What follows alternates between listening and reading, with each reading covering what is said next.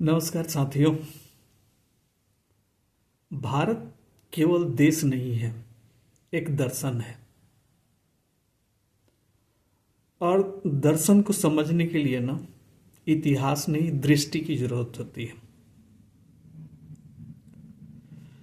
जब राम इस धरती पर अवतरित हुए तो उन्होंने आदर्श जीवन, कर्तव्य और नैतिक मूल्यों पर चलने को सिखाया।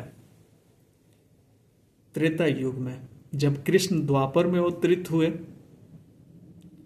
तो उन्होंने कर्म करो, भक्ति करो, ज्ञान प्राप्त करो और मोक्ष प्राप्त करो, उन्होंने सिखाया। कर्म के लिए डटे रहो, कर्म करते रहो, कर्म के लिए डटे रहो। तो जब राम आए इस धरती पे, तो इस धरती का नाम पुण्य भूमि पड़ा, पावन भूमि पड़ा, पवित्र भूमि पड़ा और मर्यादित भूमि पड़ा। जब राम इस धरती पर आए, इस भारत देश में अवतरित हुए, तो इस धरती का नाम पावन भूमि, पवित्र भूमि, मर्यादित भूमि और पुण्य भूमि पड़ा। जब राम इस धरती पर अवतरित हुए तो उन्होंने यही सीख दिया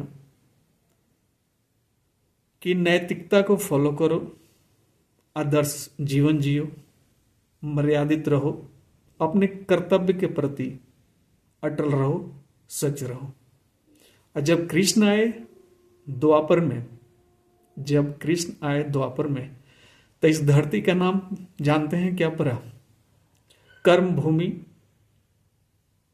भक्ति भूमि, ज्ञान भूमि, मोक्ष भूमि।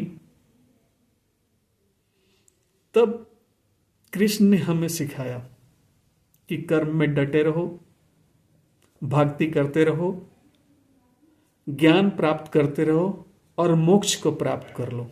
तो इस धरती का नाम पड़ा कर्म भूमि, ज्ञान भूमि, भक्ति भूमि और मोक्ष भूमि।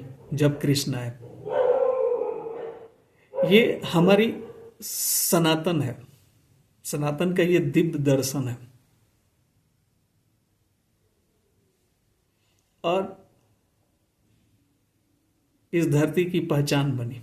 आज पूरी दुनिया राम की आदर्श पर और कृष्ण की कर्तव्य निष्ठा के लिए, कर्तव्य पथ पर चलने के लिए सिखाती है। तो भारत केवल एक देश नहीं है, भारत एक दर्शन है अपने आप में। भारत अपने आप में एक जीवन है, भारत अपने आप में एक चरित्र है, भारत अपने आप में एक आदर्श है।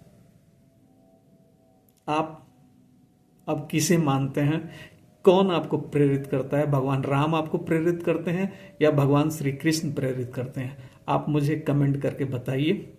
इस वीडियो को लाइक कीजिए, शेयर कीजिए, सब्सक्राइब कीजिए, ताकि और लोग भी इस सनातन धर्म की दिव्य दर्शन की, जो इसकी दिव्यता है भारतवर्ष की, मेरे माध्यम से और आपके माध्यम से पहुंचे। आप सभी का धन्यवाद। जय श्री कृष्ण, जय श्री राम।